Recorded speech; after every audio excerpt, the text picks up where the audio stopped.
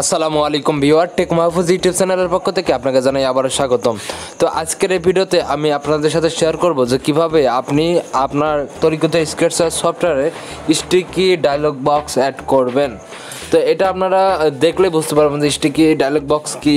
আর এই স্টিকি কিন্তু খুবই প্রয়োজন হয়, যে কোনো জায়গায় ক্লিক দিলেও যেন ব্যাক না হয়ে যায়, এই জন্য স্টিকিটা খুবই প্রয়োজন হয়। তো চলুন শুরু করা যাক। প্রথমে আমার ভিডিও ডিসক্রিপশন থেকে স্কেটচওয়্যার সফটওয়্যার এবং এই যে প্রজেক্ট নিয়ে আমরা কাজ করব, ঠিক আছে, এই প্রজেক্টের ডাউনলোড লিঙ্ক আমরা অলরেডি দিয়ে রাখছি, সেখান থেকে আপনারা এই প্রজেক্টে ডাউনলোড করবেন।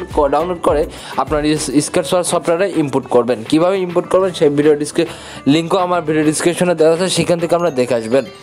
তো প্রজেক্টে ইনপুট করার পর ঠিক এরকম একটা অপশন দেখবেন। দেখার পরে দেখবেন যে একটা বাটন 1 এবং বাটন 2 দুটো নেওয়া আছে। আমরা বাটন 1-এ মানে স্টিকি ডায়লগ বক্স অ্যাড করব, ঠিক আছে। আর বাটন 2-তে সাধারণ অ্যাড করব। তো আমরা জাস্ট কম্পোনেন্ট চাপ দিয়ে দেখুন আমরা একটা জাস্ট ডায়লগ বক্স অ্যাড করেছি। এখন আমরা ইভেন্টে চলে আসবো। ইভেন্টে আসলে দেখবেন অন অ্যাক্টিভিটিতে কিছুই নেই। জাস্ট আমরা বাটন 1-এ ক্লিক করালে আমরা ডায়লগ বক্স শো করাবো এবং বাটন 2-তে ক্লিক করলেও ডায়লগ বক্স শো করাবো, কিন্তু বাটন 1-এ ক্লিক করলে স্টিকি ডায়লগ বক্স দেখাবে। তো ব্যাপারটা দেখাই, আমরা জাস্ট বাটন 1-এ ক্লিক করে দেখুন জাস্ট কম্পোনেন্ট থেকে বেসিক জিনিসগুলো অ্যাড করেছি যেগুলো ডায়লগ বক্স তৈরি করতে লাগে, set title, set message, okay button, cancel button, show ইত্যাদি। তো এখানে টাইটেল দিয়েছে নোটিশ, এখানে দিয়েছে সামথিং, এক্সিট, ওকে বাটন, ওকেতে ক্লিক করলে ফিনিশ অ্যাক্টিভিটি হবে। আর একটা বাটন থাকবে ক্যান্সেলেবল, নো ক্লিক করলে কিছুই হবে না। এখানে দেখতে পাচ্ছেন আমরা আরও কয়েকটা ফাংশন অ্যাড করছি স্টিকি ডায়লগ। এটা কোথায় পাবেন? এটা হচ্ছে মোর ব্লকে চাপ দিলে দেখবেন যে স্টিকি ডায়লগ নামে একটা মোর ব্লক আছে। সেটা কি করবেন, আপনারা জাস্ট অ্যাড টু কালেকশনে গিয়ে এটা সেভ করে নেবেন। অ্যাড টু কালেকশনে গিয়ে আপনি যে কোনো নাম দিয়ে এখানে সেভ করে নিলে এখন যে কোনো একটা অ্যাপ্লিকেশন ওপেন করবেন, আপনার প্রজেক্ট ওপেন করার পর ইনপুট ফ্রম কালেকশনে চাপ দিলে দেখবেন যে এখানে সে আপনার সেভকৃত মোর ব্লকটি দেখতে পাবেন। এখান থেকে আমরা ইনপুট করে নিলে সেই অ্যাপসে এরকম একটা ইনপুট হয়ে যাবে। ওকে, তো এখন স্টিকি ডায়লগে চাপ দিলে দেখছেন যে আমাদের একটা কোড লেখা আছে, ডায়লগ সেট ক্যান্সেলেবল ট্রু। এগুলো আপনার কিছু নাড়া লাগবে না, জাস্ট আপনারা যে প্রজেক্টেই স্টিকি ডায়লগ দিতে চান সেটাতে জাস্ট একটু কালেকশন করে নেবেন। ওকে, এখন আপনার যে ডায়লগ বক্স তৈরি করছেন সেটাতে জাস্ট ক্লিক করবেন, উপরে স্টিকি ডায়লগ এখান থেকে অ্যাড করবেন, মোর ব্লকে চাপ দিবেন, দিয়ে এইখান থেকে এভাবে অ্যাড করবেন। আমি যেভাবে অ্যাড করেছি ঠিক এই ফাংশনটাই করবেন।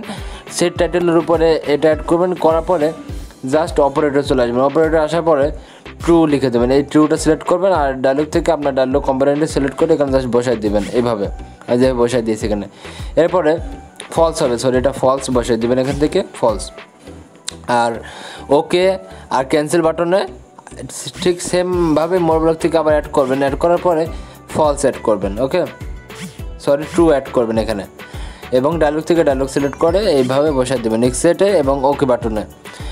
আপনি যদি শুধু ওকে বাটন বা শুধু ক্যান্সেল বাটন থাকে তাহলে এক্সিটের এখানে বসাই দেবেন এভাবে। তো বসানোর পরে জাস্ট ব্যাকে আসুন, এইখানে দেখছেন অন্যরকম একটা ডায়লগ বক্স, সবই ঠিক আছে, কিন্তু পরে স্টিকি ডায়লগ মোর ব্লকটা অ্যাড করেছি 3 জায়গায়। আর বাটন 2-তে দেখছেন সিম্পল নোটিশ, সেট টাইটেল, একটা জাস্ট সিম্পল একটা ডায়লগস। তো আমরা এই পার্থক্যটা বুঝি যে কীভাবে স্টিকি ডায়লগ কী আর এটা সাধারণ ডায়লগের ভিতরে পার্থক্য কী। জাস্ট আমরা রান করি, দেখবেন কোনো রকম সমস্যা ছাড়াই কিন্তু আমাদের প্রজেক্টটি রান হবে। আর যারা এখন আমাদের ইউটিউব চ্যানেলটিকে সাবস্ক্রাইব করে নাই তারা অবশ্যই সাবস্ক্রাইব করে রাখবেন, কারণ আমি এই ইউটিউব চ্যানেলে বিভিন্ন স্কেটচওয়্যারের অ্যাপ ডেভেলপমেন্টের ভিডিও আপলোড করে থাকি, তাও আবার সম্পূর্ণ বাংলা ভাষায়।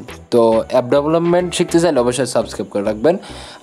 ভিডিওটি ভালো লেগে থাকলে লাইক দিবেন। তো জাস্ট আমরা প্রজেক্টটি ওপেন করি, ওপেন করলে দেখছেন 2টা বাটন অ্যাড করেছিলাম। তো যখন আমরা বাটন 1-এ চাপ দিব, জাস্ট একটা চাপ দিয়ে দেখুন সাধারণ একটা ডায়লগের মতনই চলে আসছে, কিন্তু এটা পার্থক্য হইলো এই যে যখন আমরা একটা বাটনে ক্লিক করার পরে ডায়লগ শো করলে এখন এই যে আশেপাশে এই জায়গায় এই জায়গায় যদি আমরা ক্লিক দিই দেখুন এটা ক্যান্সেল হচ্ছে না, আমরা ডায়লগ বক্স থেকে ক্যান্সেল হচ্ছে না। কোনো একটা ডায়লগ বা ডাউনলোড ডায়লগ বক্স বা বিভিন্ন কাজ আমাদের প্রয়োজন হয় যেন চাপ লেগে স্ক্রিনে চাপ লাগলেও যেন আমাদের ক্যান্সেল না হয়। তো এটাই হচ্ছে সুবিধা, দেখছেন শুধু নো আর এক্সিট এই 2টা বাটনে ক্লিক করলে ডায়লগ বক্সটা হারা যাবে। তাছাড়া যে আশেপাশে চাপ দিলে কিন্তু স্টিকি হওয়ার কারণে এটা ক্যান্সেল হচ্ছে না। নো এ চাপ দিলে শুধু ক্যান্সেল হচ্ছে, আবার চাপ দিয়ে যদি স্ক্রিনের উপর সারাদিনে চাপ দিই তাহলে কিন্তু এটা ক্যান্সেল হবে না। তো এখন যদি আমরা বাটন 2-তে চাপ দেই বাটন 1-এ চাপ দিয়ে দেখলাম স্টিকি, এখানে চাপ দিলে ক্যান্সেল হয় না, এর দুটো বাটনে চাপ দিলে ক্যান্সেল হয়। আর বাটন 2-এ চাপ দিয়ে যদি আমরা এই জায়গায় চাপ দিই দেখেন সাথে সাথে ক্যান্সেল হয়ে যাচ্ছে, দেখছেন আশেপাশে চাপ লাগলেই এই ডায়লগ বক্সটা হারাই যাচ্ছে। আর বাটন 1 মানে স্টিকেতে চাপ দিয়ে যেটা আমরা সেট করেছি এখানে দেখেন বাটন 1-এ এই যে বাটন 1 ক্লিকে এই যে এই তিনটা জিনিস অ্যাড করার কারণে আমাদের এই যে বাটন 1-এ এই আশেপাশে চাপ লাগলেও ক্যান্সেল হচ্ছে না, এটা হচ্ছে স্টিকে। এটা অনেকেরই প্রয়োজন হয়। আবার বাটন 2-তে চাপ দিয়ে দেখেন নয়ে চাপ দিলেও কাটছে, এক্সিটে চাপ দিলেও এক্স থেকে বের হয়ে যাচ্ছে।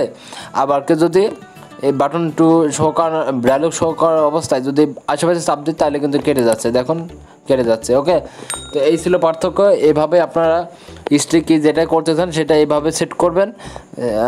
সেন্ড ক্যান্সেবল আশেপাশে চাপ দিলে এই ফলস এটা সেট করার কারণে ক্যান্সেল মানে বাদ হচ্ছে না। ওকে, এই যে সেট ক্যান্সেবল এটা সেট করার কারণে দেখেন আশেপাশে চাপ দিলে ক্যান্সেল হচ্ছে না। আর যখন আমরা এই এক্সিট বাটনে বা নো বাটন চাপ দিচ্ছি তখন এটা কাজ করছে, ট্রু হচ্ছে। তো এইভাবে আপনারা এই লজিকটি বসাতে পারেন। তো আশা করছি আজকে ভিডিওটি ভালো লাগছে।